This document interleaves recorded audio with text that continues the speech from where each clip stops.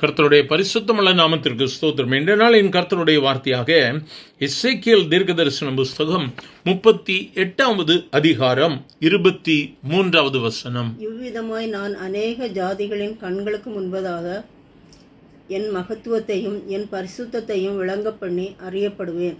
அப்பொழுது நான் கர்த்தர் என்று அறிந்து கொள்வார்கள். என கருமையானவர்கள், இந்த இடத்துல கர்த்தராகிய தேவனாகிய கர்த்தர் சொல்லும் பொழுது சொல்லுகிறார், இரண்டு காரியங்களை சொல்லுகிறார். அநேகருடைய கண்களுக்கு முன்பதாக எதையெல்லாம் காண்பிக்கிறேன்? அவர் தன்னுடைய மகத்துவத்தையும் பரிசுத்தத்தையும் காண்பிக்கிறார்.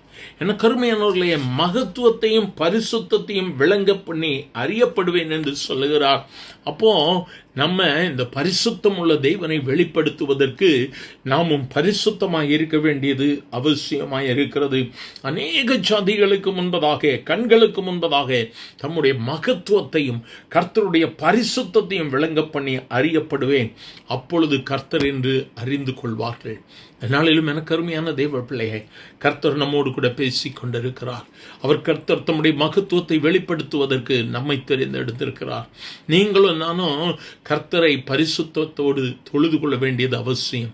பரிசுத்த ஆவியானவரை பரிசுத்தத்தோடு கூட தொழுது கொள்ளும் பொழுது, பரிசுத்த ஆவியானவர் நம்மோடு கூட இருக்கும் பொழுது இந்த உலகம் சொல்லும், இந்த மனிதனோடு மனுஷியோடு கர்த்தர் இருக்கிறார்.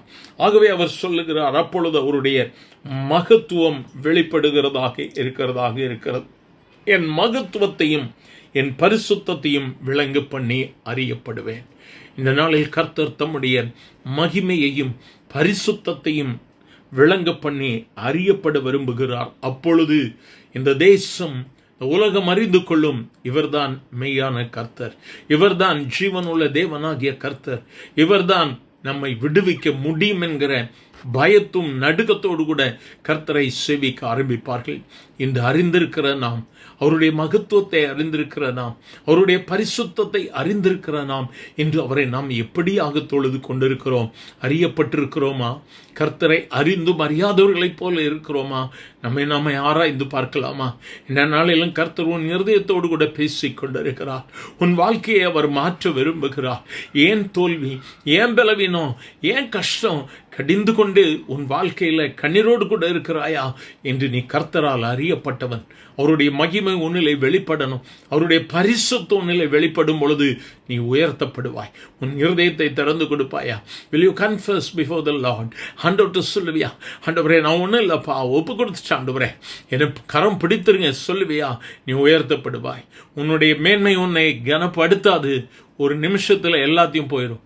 ஆண்டவர்கிட்ட நோக்கி பார்ப்பியாம், எங்கள் அன்பின் ஆண்டவரே, ஆசீர்வதிக்கப்பட்ட இந்த காலை வேளைக்காக நன்றி. உண்மையாகவே என் கர்த்தருடைய கனத்தையும் பரிசுத்தத்தையும் காண வேண்டும் என்று சொல்லி கண்ணீரோடு கூட ஜெபிக்கிற ஒவ்வொருவரையும் கர்த்தர் தொடுங்கப்பா. உங்க மகிமையை அவர்கள் காணட்டும். உங்களுடைய கனத்தை கொடுங்க. இந்த உலகத்தில் அவர்கள் உயர்த்தப்படட்டும், மேலான ஸ்தானங்களுக்கு வரட்டும். ஆசீர்வதியும். இயேசுவின் நாமத்தில் பிதாவே, ஆமேன், ஆமேன்.